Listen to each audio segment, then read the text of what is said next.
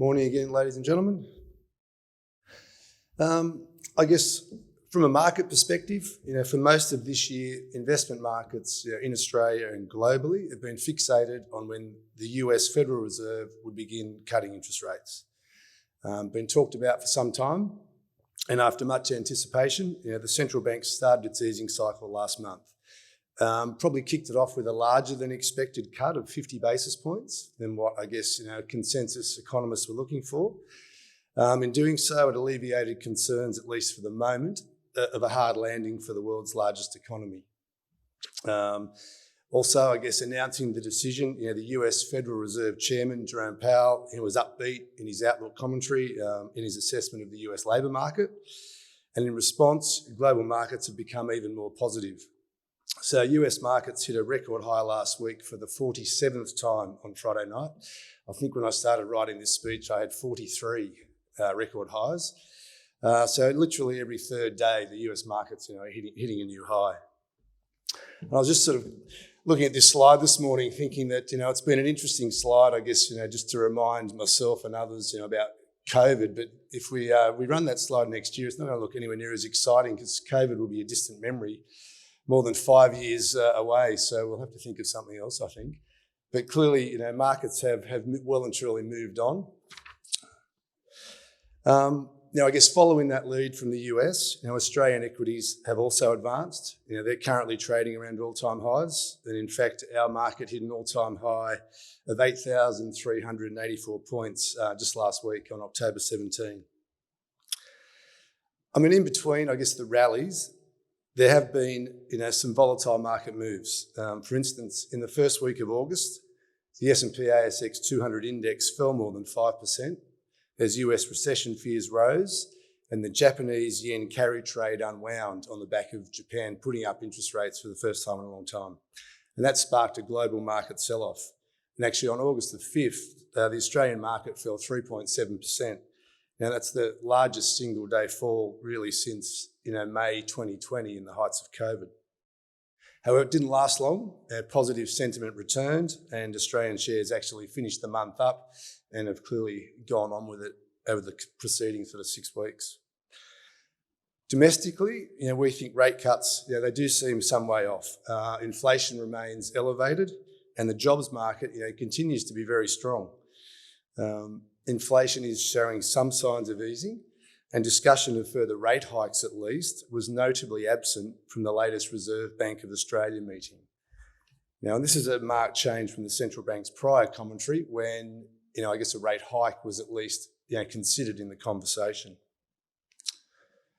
Commodity prices, which are, quite key to about 25% of the Aussie market, but definitely the Australian economy, except gold and a couple of small commodities, have been very weak amid ongoing concerns about China's economy. However, in the last week of September, Chinese financial regulators announced a series of stimulatory monetary policy initiatives, and they included interest rate cuts, housing finance initiatives, and also support for the stock market to directly buy stocks. Optimism that these measures will boost the flailing Chinese economy did trigger a rotation into resource stocks, at least temporarily. However, the scale and effect of this stimulus remains unclear as China's economy continues to face many structural issues. So 2024, or financial year 2024, was a strong year for the Australian market. The share market performed strongly, and despite, I guess, a mixed global economic outlook, it delivered an above-average return of 12.1%. Technology stocks, again, were the stellar outperformers, even though it's only a small part of our market. They were up 26%, after gaining 30% the prior year in FY23. Only financials led by the banks performed stronger, gaining 29%. And in contrast, telecommunications and utilities were both down. This financial year to date is fairly similar. Technology continues to rally. It's up over 15%. Following the US Fed rate cut, property stocks have also rallied. They've gained almost 15%. And despite escalating events in the Middle East, oil prices remain under pressure and energy is the worst performing sector, down 6%. Utilities and healthcare, they also continue to struggle.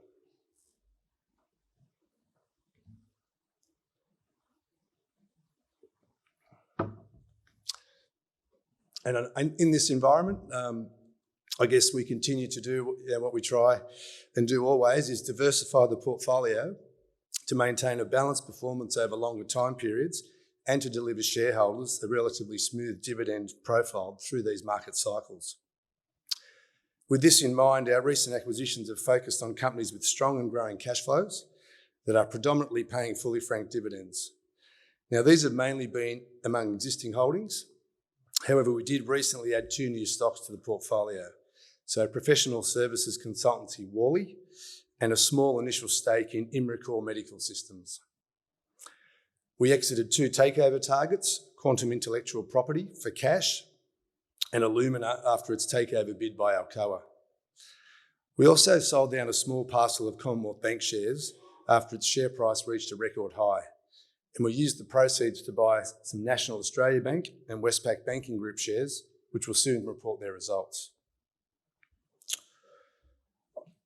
I thought reporting season, which we kind of used internally, it's almost like exam time. We get to see all the companies' results, we get to assess them versus our expectations, but these companies are also assessed against the market, other investors, the press.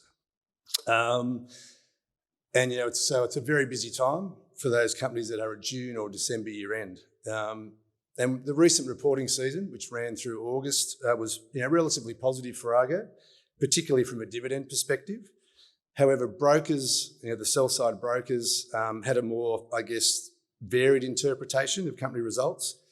So in aggregate, 38% of companies failed to meet consensus expectations, and I guess they're referred to as misses, as they've missed what at least the sell-side brokers were expecting.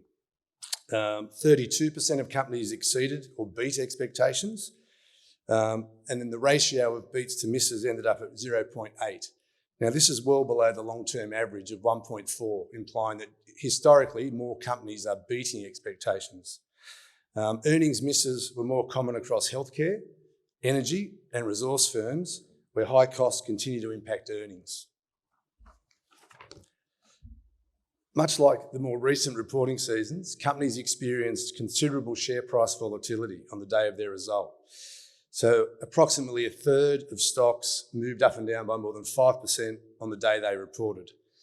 It seems there's very little interest in turnaround stories and there's limited investor patience for underperforming companies. Earnings and share price momentum still appear to be the strongest indicators of future performance. Dividends, which were relatively good, paid by a number of companies in our portfolio, were above our forecasts, notably QBE Insurance, Lendlease, EVT, IGO, Santos and Woodside Energy all declared better than expected dividends, at least by our forecasts. Woolworths and AUI also declared special dividends. Company accounts showed balance sheets are very strong. Some of this is due to lower than expected capital expenses, which there may be some catch up. But this allowed 10 companies to announce new or further buybacks, totaling $2.8 billion. In our portfolio, that included Horizon Holdings and Brambles.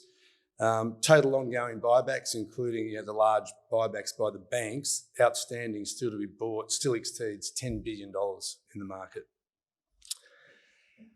I guess turning just to a few other themes we sort of picked up from reporting season, costs remain sticky, particularly wages. So while there's been some relief from higher inflation, there is still wage pressure throughout the economy. That's resulted in some margin declines. Interest charges and depreciation charges for some companies were also revised higher, with the largest increases amongst the REITs and industrial sectors.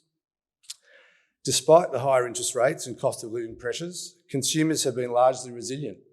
Retail spending continues to hold up, and in several instances, companies are expecting them to improve, although this trend does vary across different age cohorts.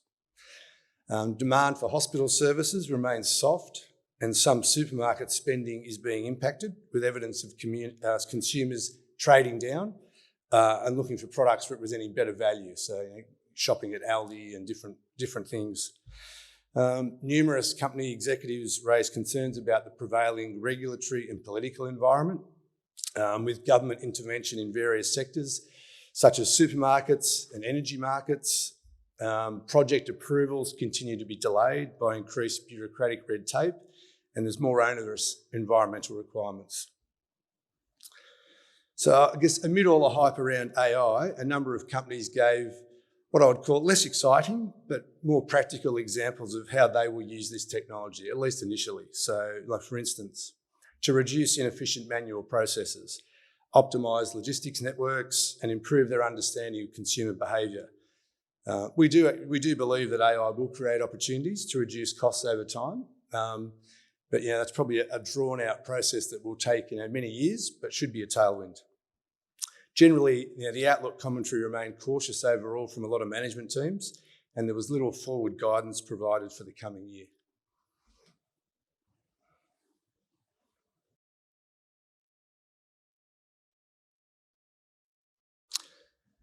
As the chairman mentioned about dividends and yields, excluding the post-COVID dip, the Australian share market's dividend yield is now at a low not seen for a considerable time. So the forecast cash yield for the S&P ASX 200 index for financial year 2025 is just 3.5%, and the level of franking is expected to fall to just above 70%. Now, a company's dividend yield is a function of its dividend and share price, and most companies really are expected to maintain or even slightly increase their cash dividend. However, their share prices continue to climb, and in some cases aggressively climb, which leads to shrinking yields. So on a sector basis, with the exception of utilities and energy, most sectors are forecast to provide dividend yields below their historic averages.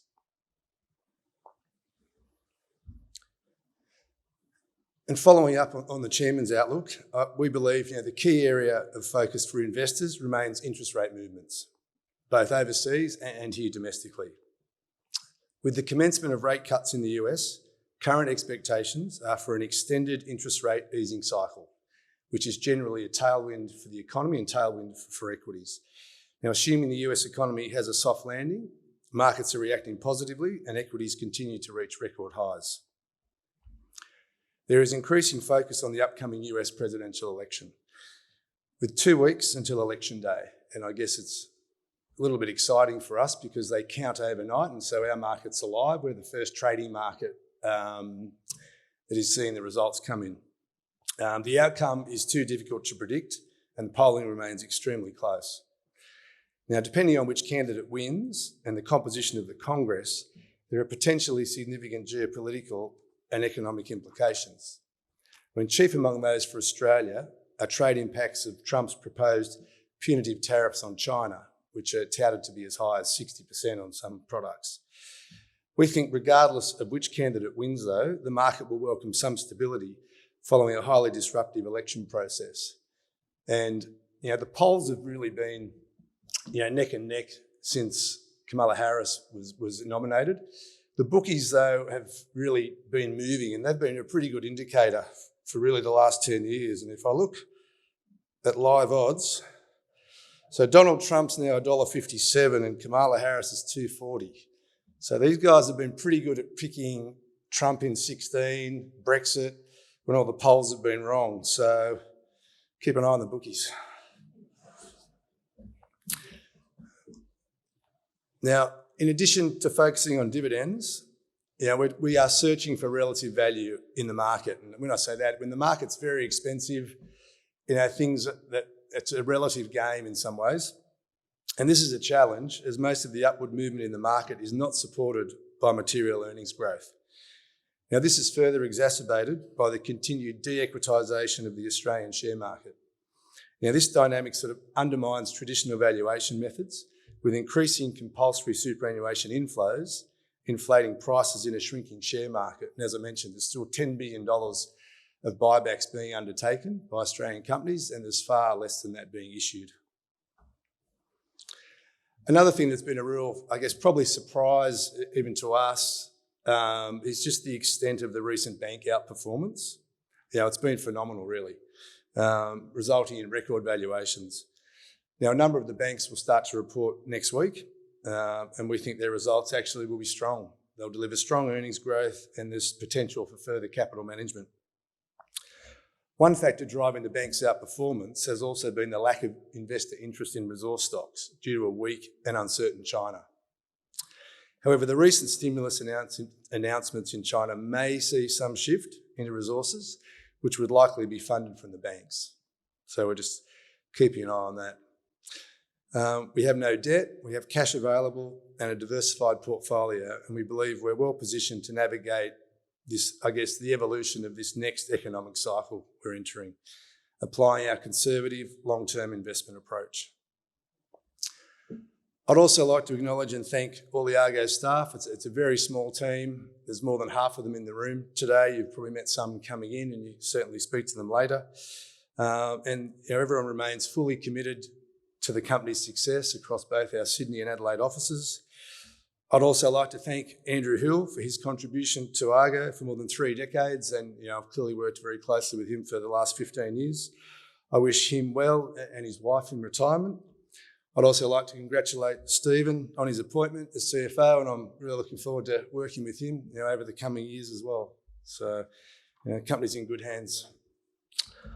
Also like to thank the contribution from the board, chairman, non-executive directors, and I look forward to working with them as we best navigate this next period for you. And finally, I wish all you well for the remainder of 2024. I'm already ahead of myself. But look, we do thank you for your continued support, for turning up at AGMs and roadshows, for asking questions, and I look forward to seeing you for our roadshows back in 2025. So thank you.